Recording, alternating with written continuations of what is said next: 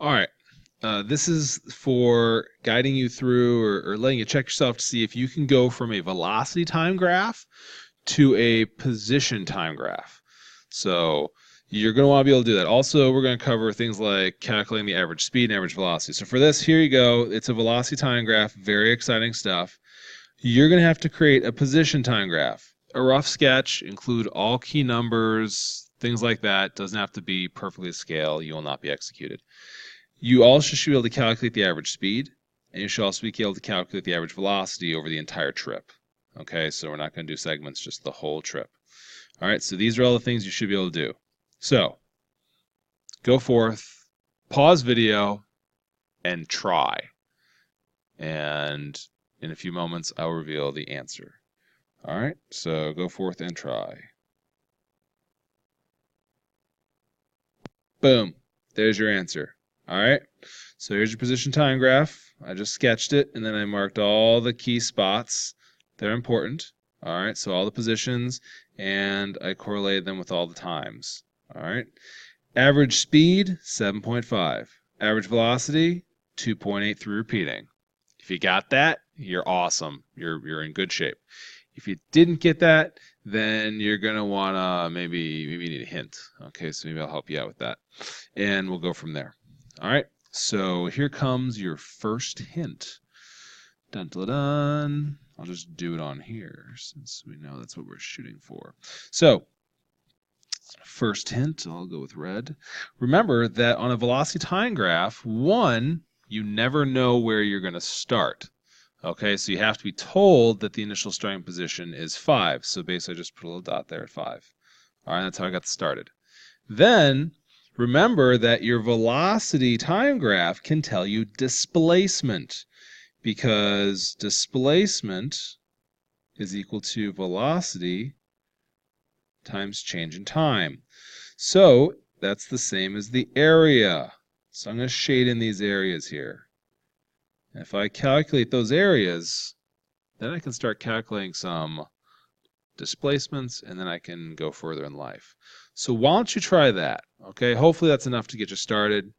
See if that lets you move forward.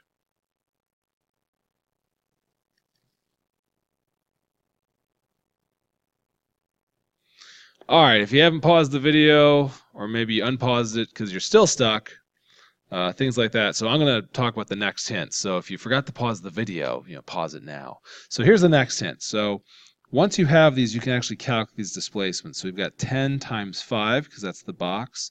So we've got 50 meters. That's my displacement for there.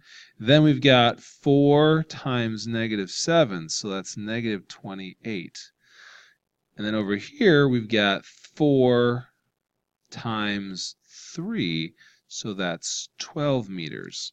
So those are all of our individual displacements.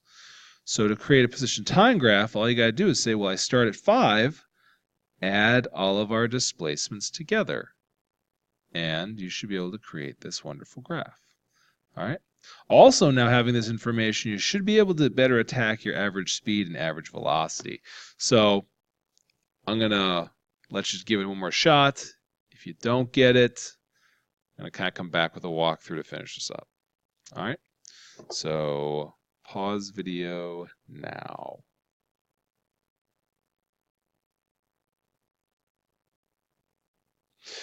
All right, if you're still with us, or you came back, I guess I should say, then you're still needing some guidance on average speed and average velocity. So fundamental difference between average speed and average velocity. Average speed is equal to the total distance divided by the time.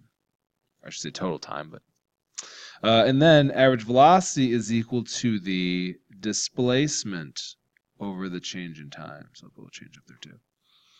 So there's the difference. Distance can never be negative. All right.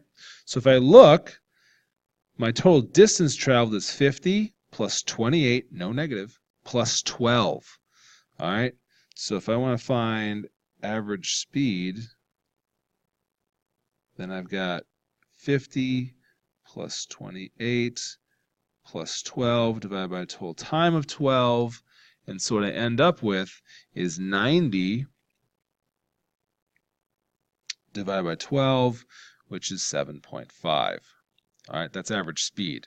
Now, average velocity, new color, what should I do with green? Sure, green.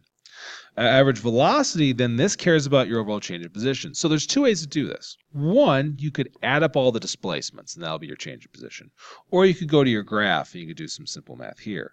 So I did it with the graph. So I said, well, I start at 5, and I ended up at here at 39. So I start at 5, 39. So this displacement here is going to be 34 meters. So that's my overall displacement.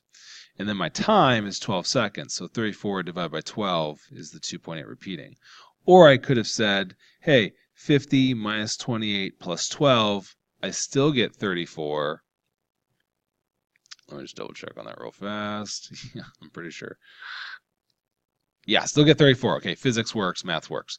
So I still get 34. And so then that means is that I've got velocity is equal to delta x, delta t. And so I have 34 divided by 12, and 34 divided by 12 is my 2.83 repeating. All right, so that's how you solve those. Hopefully you'll do it without too much guidance, and that means you're prepped and ready for the assessment. So that's how you handle velocity time graphs. So hopefully that was helpful. All right, see you next time.